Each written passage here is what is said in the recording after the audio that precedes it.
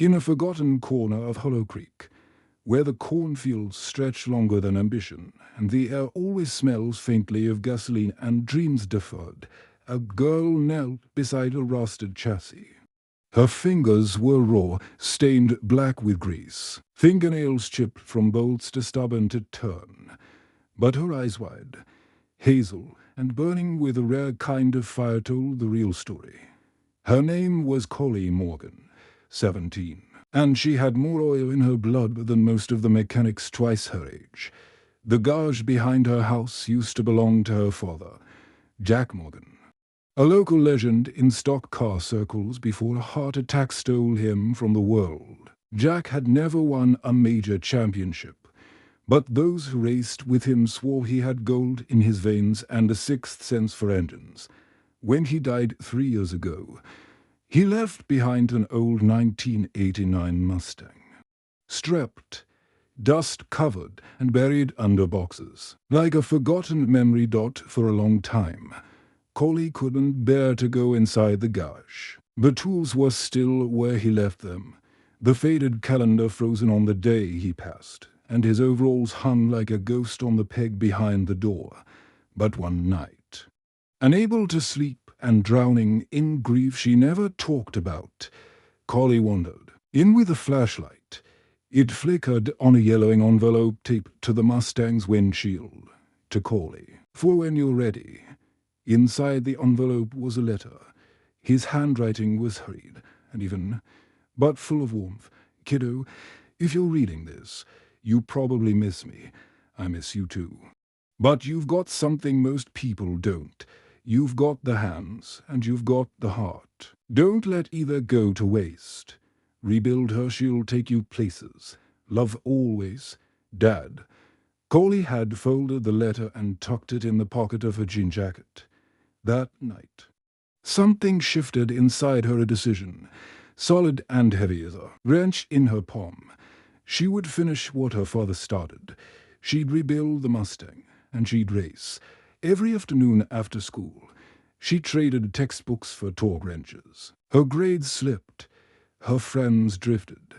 Her room gathered dust, while the garage glowed late into the night with the hum of effort and stubbornness.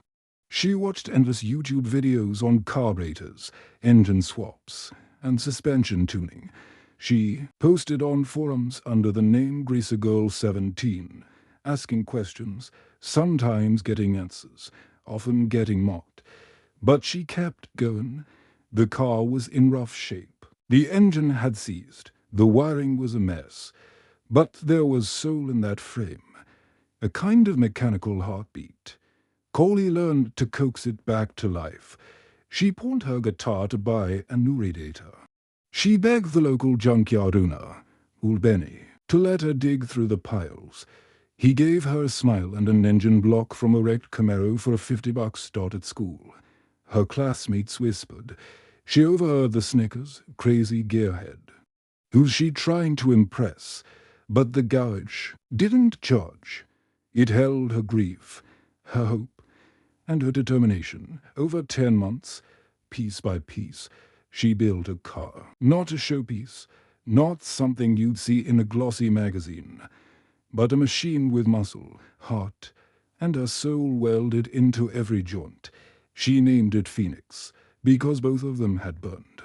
And both of them had risen. The announcement came through the high school bulletin board. Midwest Junior Circuit Championship, open to drivers aged 16 to 21. Amateur builds allowed, as long as the car passed inspection. It was bold. It was insane. Callie signed up at the registration desk. They looked at her like she was a lost child. Where's your crew? Sweetheart, one of the men asked Callie, hands shaking. Handed over her learner's permit and waiver, signed by her mom with tight lips and tear-glossed eyes. I don't have a crew, she said. I have a car. They let her in. The whispers followed. The day before the race, the paddock was alive with hind trailers, chrome, and boys with big wallets and bigger egos. Callie pulled up in her mom's minivan, towing Phoenix on a borrowed Flatbed. She unloaded alone, wearing a patched-top fire suit and boots that used to belong to her dad.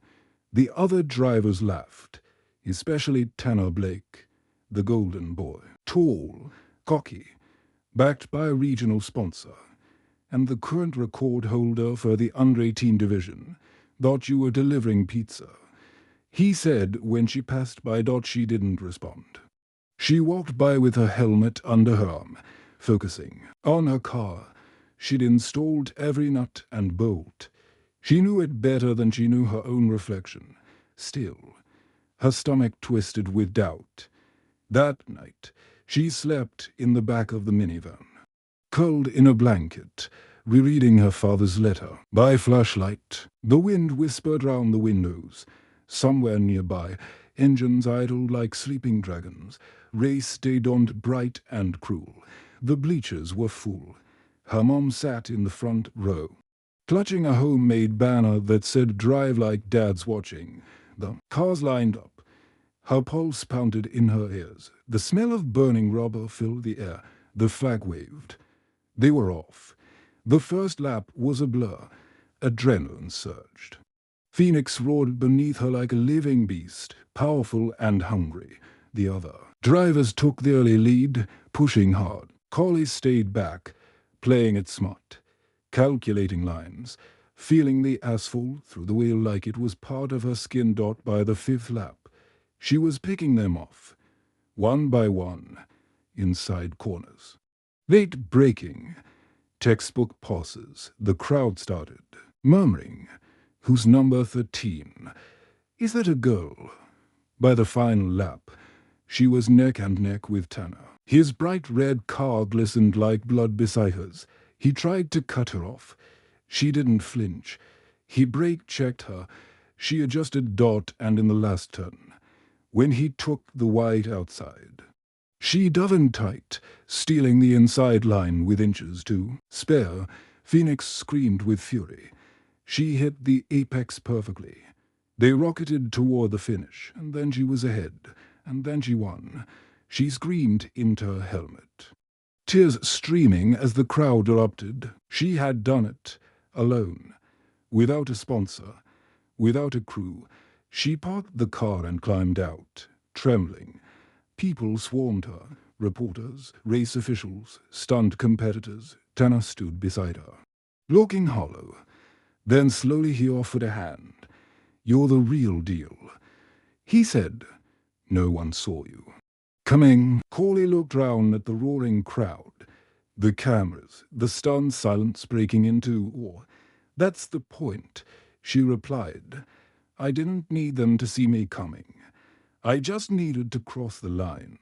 That night, as trophies were handed out and sponsorship offers came rolling in, she found a quiet spot behind the bleachers, lay on the grass, and stared up at the stars. Her father's voice echoed in her mind. "She'll bring you home." She smiled. She was home, and she was just getting started.